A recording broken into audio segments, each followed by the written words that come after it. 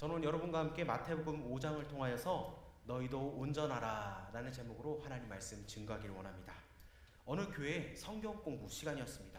목사님이 질문해요. 이 중에 원수 없는 사람이 있으십니까? 그러자 나이 드신 할아버지가 손을 들며 얘기합니다. 그러자 목사님이 당황했습니다. 당연히 원수가 없는 사람 물어봤는데 손을 드시니까, 그랬더니 목사님이 아이고 할아버지 대단하세요. 어떻게 원수가 없으십니까? 그러자 할아버지께서 내가 오래 살다 보니 다 죽었다. 여러분, 더 오래 살아서 원수들이 먼저 다 떠나 없어지기 전에는 어느 누구에게도 원수는 다 있습니다. 여러분 직장 생각해 보십시오. 원수들이 있고, 그리고 어찌 보면 집에서도 원수가 없을 것 같지만 있을 수도 있습니다. 예수님도 우리들에게 원수가 있음을 오늘 시사해 주는 말씀입니다. 그 원수들은 어떤 사람들이냐? 39절에 보니 누구든지 내 오른편 뺨을 치거든. 여기 보니까 누군가 내 오른뺨을 칩니다.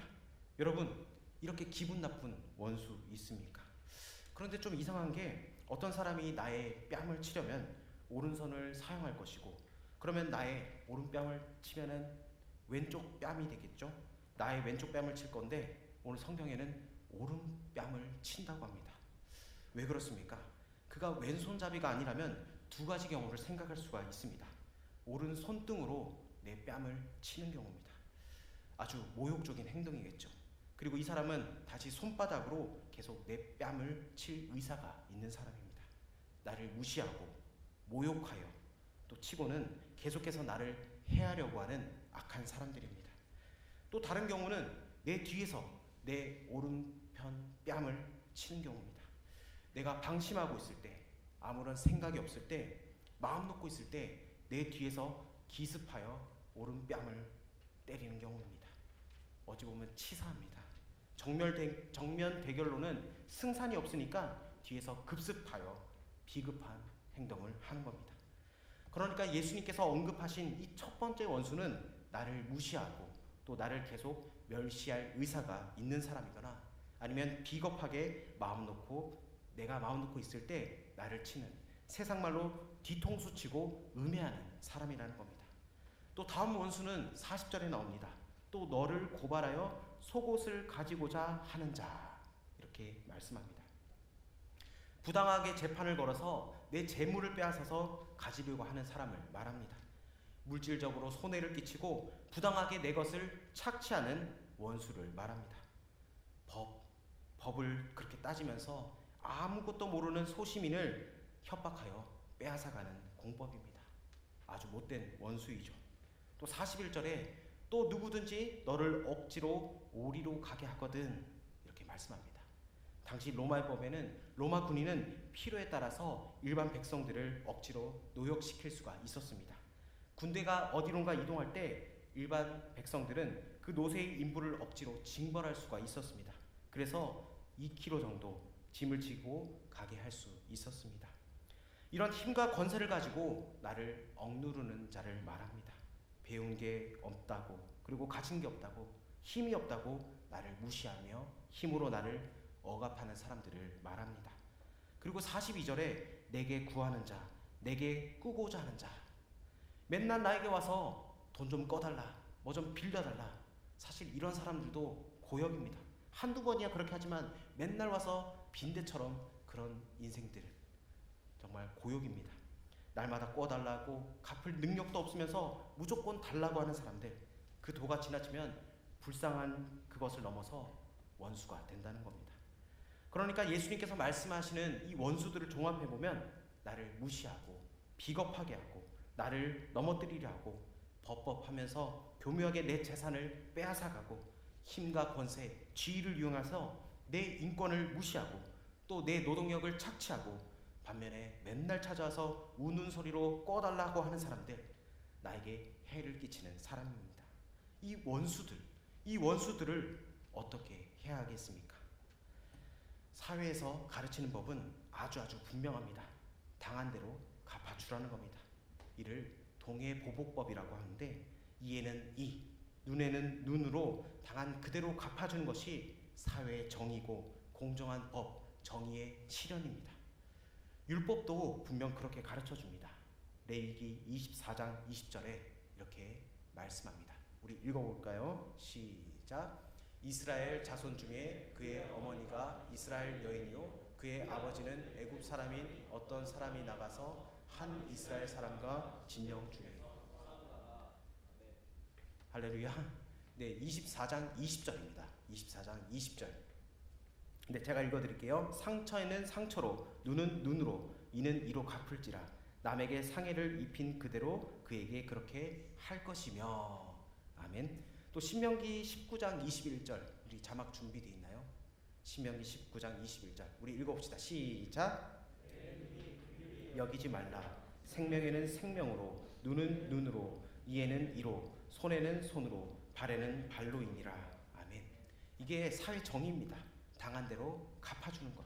그 이상도 말고 그 이하도 말고 당한 대로 대갚아주라는 것이 바로 정의 구현입니다. 그래서 예전에는 학교에서 그랬던 것 같습니다. 얻어맞고 선생님한테 이르면 선생님이 묻습니다. 야, 너 몇 대 맞았어? 그러면은 저 5대 맞았어요. 그러면은 야, 너 일로 와봐. 너 맞았으니까 너 다시 때려. 이렇게 해가지고 5대 맞고 받으면은 너 이제 됐지. 이제 니네 더 이상 말 없어. 이렇게 했던 기억이 저는 나는데 여러분들은 나시나요? 우리 민석이만 고개를 끄덕끄덕거려가지고 네, 이런 식으로 가해한 대로 또 피해를 본 대로 갚아줬기 때문에 억울한 게 없다는 게 이 사회의 정의입니다. 그러니까 어떤 사람이 내 오른뺨을 때리면 죽어라 달려들어 그 시원하게 상대방을 오른뺨을 때려야 그게 정의입니다. 누군가 고발하여서 내 것을 빼앗으려고 하면 악착같이 나도 뭐 변호사를 사서라도 재판에서 승소하여서 상대방의 것을 다 빼앗아 와야지 내 속이 시원하다는 겁니다. 억지로 오리를 가고 2kg의 그 물건을 지고 가라고 부당한 노동을 시키거든 수단과 방법을 가리지 말고 싸워서 그 부당함을 드러내고 까발려야 하는 게 사회의 정의입니다. 그래서 수단 방법을 가리지 말고 힘을 키우고 그리고 백을 써서라도 그대로 갚아줘야 하는 것이 우리의 사회의 정의입니다. 그런데 이 방법이야말로 사회 정의를 지켜주고 원한을 풀어주는 적극적인 방법입니다. 그래서 사회에서는 누구에게 가서 상담을 해도 다 그렇게 말을 합니다. 너희 바보처럼 그렇게 살지 말라는 겁니다. 그런데 예수님은 오늘 어떻게 말씀하십니까? 우리 본문 38절부터 42절까지 우리 한번 읽어보도록 하겠습니다. 시작. 또 눈은 눈으로 이는 이로 갚으라 하였다는 것을 너희가 들었으나 나는 너희에게 이르노니 악한 자를 대적하지 말라. 누구든지 내 오른뺨을 치거든 왼편도 돌려대며 또 너를 고발하여 속옷을 가지고자 하는 자에게 겉옷까지도 가지게 하며 또 누구든지 너로 억지로 오리를 가게 하거든 그 사람과 심리를 동행하고 내게 구하는 자에게 주며 내게 꾸고자 하는 자에게 거절하지 말라. 아멘. 아주 기가 막힌 말씀입니다. 기가 막히게 좋은 말씀이라기보다는 기가 막혀서 한숨이 나오는 그런 말씀입니다. 어떻게 이렇게 살 수 있겠습니까? 어디 그뿐입니까? 예수님은 이어서 또 말씀합니다. 43절과 44절 우리 한번 읽어봅시다. 시작. 또 내 이웃을 사랑하고 내 원수를 미워하라 하였다는 것을 너희가 들었으나 나는 너희에게 이르노니 너희 원수를 사랑하며 너희를 박해하는 자를 위하여 기도하라. 아멘. 참 괴로운 주님의 말씀입니다. 그러나 이 괴로운 말씀을 하심에 예수님께서 분명히 밝히시는 것이 있습니다. 뭐뭐라는 것을 너희가 들었으나 나는 너희에게 이르노니.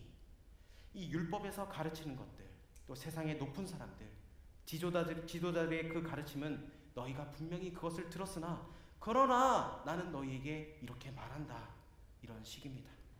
이게 얼마나 중요한지 우리가 마태복음 5장 21절부터 49절까지 총 6번이나 이런 형식을 취합니다. 사회에서 그렇게 하라고 가르칠 것이다. 그리고 너희는 그렇게 배웠고 들었을 것이다.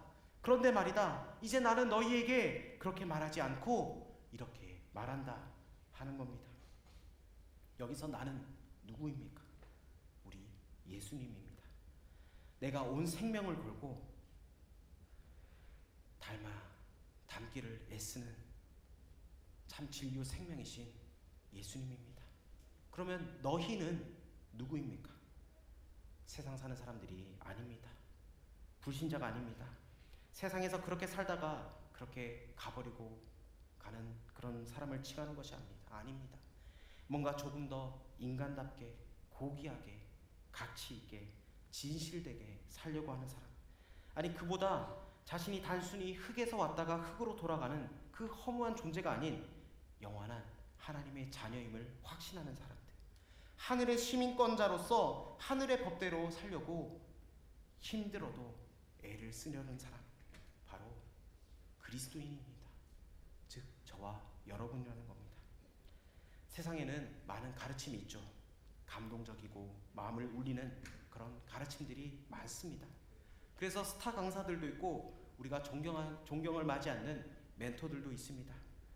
수양을 오래 해서 정말 넘볼 수 없는 그런 수도자들도 많습니다. 그런데 우리가 예수 믿는 사람이라면 어디에 귀를 기울여야 하겠습니까? 어느 교수님이 그랬는데, 아니 어떤 전문가가 그러던데, 어떤 박사님이라도 좋지만 그보다 근본적으로 예수 믿는 사람들은 누구에게 얘기를 들어야 되겠습니까? 누구의 말에 귀를 기울이고 마음을 담아야 되겠습니까? 우리 예수님이 말씀합니다. 세상에서 그렇게 가르치는 것을 너희가 들었으나 나는 너희에게 이른다. 학교에서 그렇게 가르치는 것을 너희가 들었으나 나는 너희에게 말한다. 전통적인 율법을 그렇게 말하는 것을 너희가 들었지만 나는 이제 너희에게 이렇게 말한다. 예수님이 들으라고 하시는 너희는 누구입니까? 바로 우리 자신을 얘기하는 건데, 우리는 누구이기에 이 예수님의 말씀을 들어야 하는 겁니까? 사도 바울의 고백입니다. 갈라디아서 2장 20절 말씀을 우리 읽어봅시다. 시작. 내가 그리스도와 함께 십자가에 못 박혔나니 그런즉 이제는 내가 사는 것이 아니요 오직 내 안에 그리스도께서 사시는 것이라. 이제 내가 육체 가운데 사는 것은 나를 사랑하사 나를 위하여 자기 자신을 버리신 하나님을 믿는 믿음 안에서 사는 것이라. 아멘. 전에 세상에서 살던 나는 죽었습니다.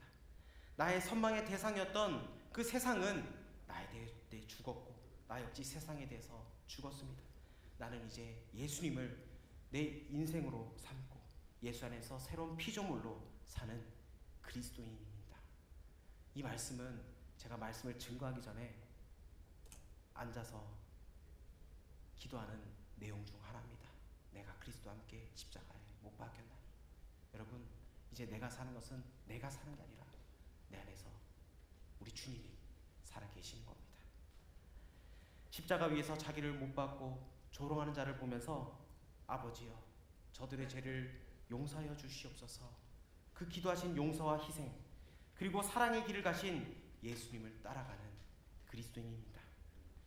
예수님의 말씀이 부담스럽긴 하지만 그 말씀이 절대 진리라고 믿는 크리스천입니다. 그러니 우리는 세상에서 뭐라 하더라도 우리는 하나님의 말씀, 하나님의 가르침을 따라야 합니다. 때론 바보 소리 듣고 모자란다는 소리를 들어도 우리는 예수님의 말씀에 순종해야 합니다. 그런데 요즘 예수님의 말씀보다 세상의 말에, 세상의 가치관에 더 귀를 기울이고 그것을 쫓는 사람들이 많습니다. 여러분은 어떠하십니까? 그러나 예수 믿는 사람이라면 정작 우리가 반응을 보여야 하는 것은 바로 하나님의 말씀, 예수님의 말씀 아니겠습니까? 너희가 그렇게 세상에서 배웠고 들었지만 나는 너희에게 이렇게 얘기한다 하시는 그 예수님의 말씀에 귀를 기울여야 될 줄 믿습니다. 그래서 성령님의 감동에 우리는 늘 항상 예민해야 됩니다. 촉각을 세워야 합니다. 오늘 하나님께서 나에게 뭐라고 말씀하실까? 여러분 그런 기대함으로 여러분 주의 전에 나오시길 바랍니다.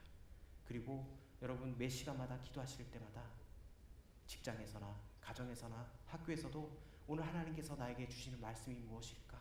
여러분 그 하나님의 음성에 귀를 기울이며 나아갈 수 있는 저와 여러분 되길 원합니다. 사람이 반응을 보이는 것은 그 사람의 마음밭에 있는 겁니다. 어떤 책을 읽느냐에 따라서 그 사람의 인격과 마음밭이 형성되기도 하고, 무엇을 듣느냐, 누구를 만나느냐에 따라서 그 사람의 마음밭이 조성되는 겁니다. 그렇다면 나는 어디에, 어떤 말에, 누구의 말에 더 귀를 기울이고 반응하고 있습니까? 내가 주로 마음을 기울이는 것, 내 마음을 움직이는 그것은 무엇입니까? 예수님은 분명 말씀하십니다. 너는 세상에서 들었지만 나는 너희에게 이렇게 말한다. 여러분의 반응은 어떻습니까?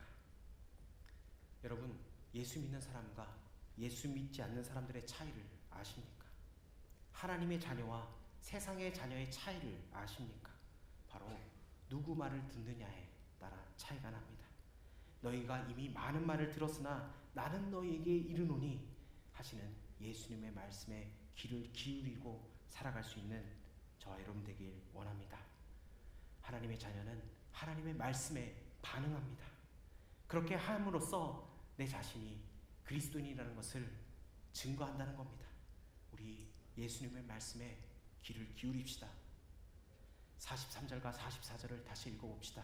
시작. 또 내 이웃을 사랑하고 내 원수를 미워하라 하였다는 것을 너희가 들었으나 나는 너희에게 이르노니 너희 원수를 사랑하며 너희를 박해하는 자를 위하여 기도하라. 아멘. 여러분, 이거 쉽게 할 수 있습니까? 우리 주님께서는 쉽지 않은 숙제를 우리에게 주셨습니다. 원수, 마음에 못이 박혀있는 원수, 자다가도 벌떡 일어서는 그런 원수인데 그런 원수를 사랑하라고 말씀하십니다.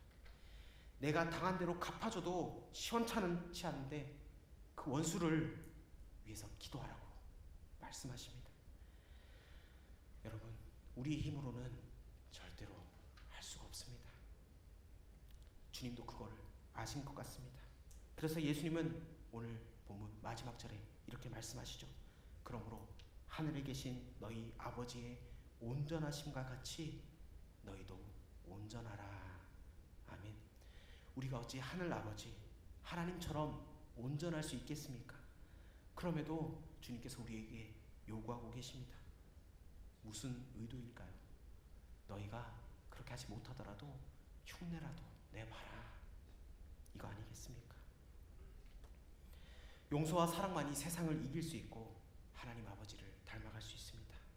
예수 그리스도의 복음이 전 세계에 퍼져나갈 수 있었던 것은 바로 이 말씀, 용서와 사랑입니다. 축복과 건강, 출세와 복권이 아닙니다.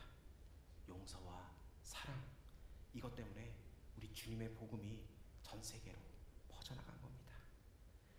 용서와 사랑, 세상에선 말도 안 되는 소리라고, 원수는 철저히 갚아줘야 정이라고, 그 용서와 사랑은 꿈 같은 소리라고 그럴 줄 알았는데 실상은 세상 속에서도 그렇게 사는 것이 옳다고, 비록 자기들은 현실적으로 그렇게 못 살고 있어도 사람은 그렇게 살아야 한다는, 그렇게 살기를 갈구하는 백성들이 있었기에 이 예수님의 가르침은 전 세계로 오늘도 퍼져나가고 있는 겁니다.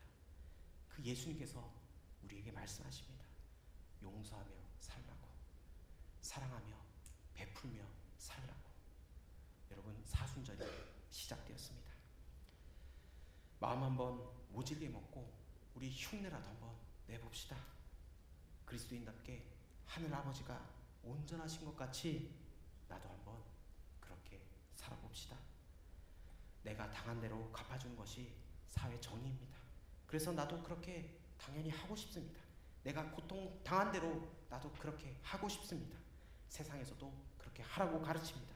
그런데 문제는 내 주님께서 말씀하십니다. 세상에서는 그렇게 하라는 것을 네가 들었으나 나는 너에게 이르노니 너는 사랑해라, 너는 용서해라. 그래서 고민입니다. 나는 결코 그럴 수 없는데 예수님께서 그렇게 하라고 하시니 그것이 고민이고, 결국 나는 예수님이 하라는 대로, 세상이 하라는 대로가 아닌 예수님이 이끄신 대로, 예수님이 하라는 대로 거기에 말씀에 순종할 수 있는 하나님의 귀한 백성 되길 원합니다. 사순절이니까 뭐 하지 말고 하는 그런 금욕적인 것에만 우리가 만족하는 것이 아니라 전에 용기가 부족하여서 실천하지 못했던 그 그리스도인의 최고 가치, 용서와 사랑, 베품과 나눔에 더욱더 힘을 내어서 우리가 그렇게 예수님 닮은 그런 삶을 살아가기를 원합니다. 이 사순절의 기간, 이 경건의 훈련으로 예수님이 내 마음에서, 행동에서, 나눔에서, 나의 삶 속에서 나타나길 주의 이름으로 축복합니다.